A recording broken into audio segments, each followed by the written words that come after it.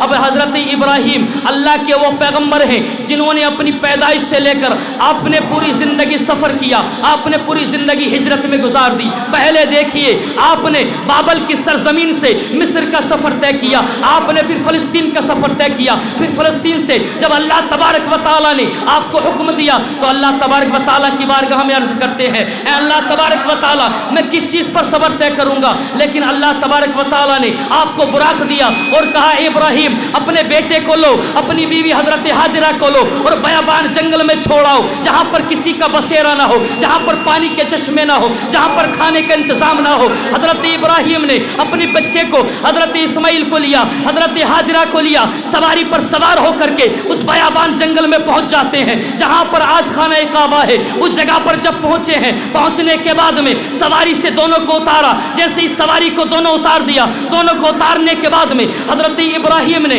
حضرت ہاجرہ کے ہاتھ میں ایک پانی کا مشکیزہ تھما دیا ہے، ایک طرف کھجوریں تھما دی ہیں، ہاتھ میں دینے کے بعد میں حضرت ابراہیم نے اپنے قدموں کو پلٹا ہے، فوراً جیسے ہی پلٹتے ہیں حضرت ہاجرہ آواز دیتی ہیں اور عرض کرتی ہیں اے اللہ کے خلیل ذرا ٹھہریے تو صحیح، آپ ہمیں یہاں پر کس کے بھروسے پر چھوڑ کر کے جا رہے ہیں؟ آج ہمیں یہاں پر آپ کس کے سہارے چھوڑ کر کے جا رہے ہیں؟ نہ یہاں پر پانی کا انتظام ہے، نہ کھانے کا انتظام ہے، یہاں پر دور دور تک کسی درخت کا سایہ نظر نہیں آتا ہے، یہاں پر کھجوروں کا درخت نظر نہیں آتا ہے، یہاں پر پھل نظر نہیں آتے ہیں، آپ ہمیں کس کے بھروسے یہاں پر چھوڑ کر کے جا رہے ہیں؟ جب اللہ کے حبیب نے کہا تھا، اللہ کے خلیل نے کہا تھا اے میری بیوی ہاجرہ میں آپ کو یہاں پر اپنی مرضی سے چھوڑ کر کے نہیں جا رہا ہوں، بلکہ اللہ تبارک و تعالیٰ کا حکم ہوا ہے تمہیں یہاں پر چھوڑا جائے۔ تب حضرت ہاجرہ کہتی ہیں اے میرے شوہر اگر مجھ سے زندگی میں کوئی خطائیں ہو گئی ہو تو معاف کر دینا، اگر کوئی شکوہ ہو تو معاف کر دینا۔ حضرت ابراہیم خلیل اللہ کہتے ہیں اے میری شریک حیات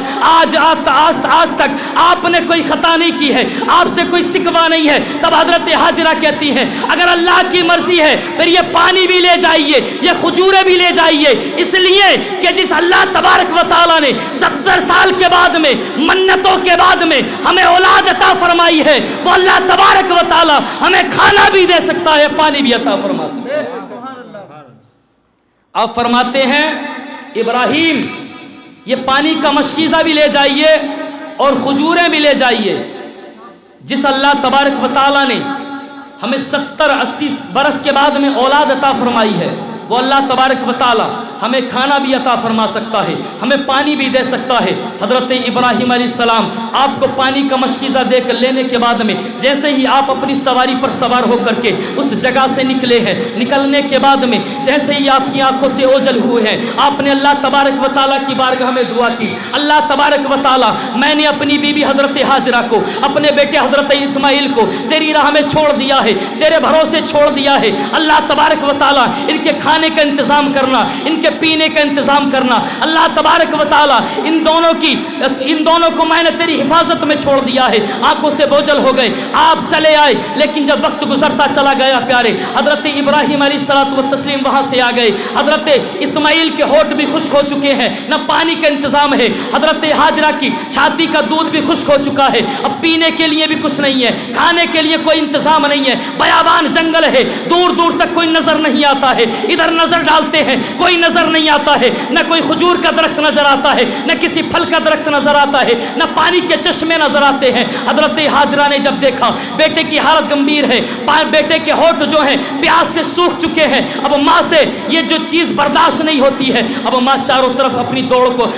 چاروں طرف دوڑنا شروع کرتی ہے پانی کی تلاش میں۔ اس وقت کا ماحول یہ تھا اگر لوگ پانی کو تلاشتے تھے، اگر پانی کو پتہ لگاتے تھے یا تو پرندوں سے پتہ لگاتے تھے یا اگر کہیں ہریالی ہرے درخت نظر آتے اس چیز سے پتہ لگایا کرتے تھے۔ حضرت ہاجرہ نے جب دوڑ لگانا شروع کری ہے، صفا پہاڑی پر جب چڑھی ہیں آپ، جیسے ہی پہاڑی کے اوپر جاتی ہیں حضرت اسماعیل جیسے ہی آنکھوں سے اوجھل ہو جاتے ہیں، پھر خیال آتا ہے کہیں میرے بچے کو جنگل کے درندے نقصان نہ پہنچا دے، فوراً نیچے آ جاتی ہیں، پھر مروہ پہاڑی پر چکر لگاتی ہیں۔ ویسے ہی آپ چکروں پر چکر لگاتی رہی، مسیحت نے آواز دی تھی اے میری بندی ہاجرہ آج تو یہاں پر چکر لگائے گی لیکن میری امت کو میں تا قیامت تک یہاں پر पर चक्कर लगवाऊंगा, हजरत उमर को भी दौड़ाऊंगा, हजरत अली को भी दौड़ाऊंगा, हजरत उस्मान को भी दौड़ाऊंगा, हजरत सिद्दीक अकबर को भी दौड़ाऊंगा, और हत्ता यहां तक नहीं, मैं अपने हबीब को भी चला करके दिखाऊंगा। और जमाने के लिए यह सबक बन जाएगा। यह सिर्फ हजरत हाजरा की सुन्नत नहीं रहेगी, बल्कि जितने भी हुज्जाज ता कयामत तक आएंगे उनके लिए हाजरा की सुन्नत नहीं रहेगी, बल्कि मेरे महबूब की सुन्नत भी बन जाएगी। ता कयामत तक जितने हुज्जाज हज करने के लिए आएंगे, सिर्फ हजरत हाजरा की सुन्नत नहीं रहेगी,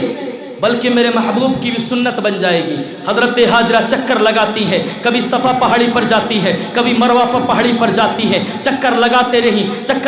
रही, लेकिन कहीं पानी नजर नहीं आया, कहीं पानी का चश्मा नजर नहीं आया। ये हजरत हाजरा है, अल्लाह तबारक व तआला की नेक बंदी है। हजरत मोहतरम हजरत हाजरा ने जब 7 चक्कर लगा दिए, 7वां चक्कर लगाने के बाद में जब आप पहाड़ी के नीचे आती है तो क्या देखती है? हजरत इस्माइल अपनी एड़ियों को रगड़ रहे हैं, हजरत इस्माइल अपनी एड़ियों को रगड़ रहे हैं, और वहां से एक पानी का चश्मा जारी है। मसीहत ने आवाज दी थी, ऐ मेरी बंदी हाजरा, ये तेरा बेटा इस्माइल है, हमने इसकी पुश्त में नूरे मोहम्मदी को रख दिया है। आज इसने अपनी एड़ियों को रगड़ करके पानी की गुहार लगाई है, हमने आबे ज़मज़म का चश्मा जारी कर दिया है। अगर आज तेरा बेटा इस्माइल अपनी एड़ियों को रगड़ के अगर फरियाद करता, ये तो आबे ज़मज़म है, हम इसके कदमों की बरकत से इसकी पेशानी में नूरे मोहम्मदी को रख दिया है, अगर ये तलब कर लेता, इसके कदमों की बरकत से आबे कौसर के चश्मे जारी कर देते।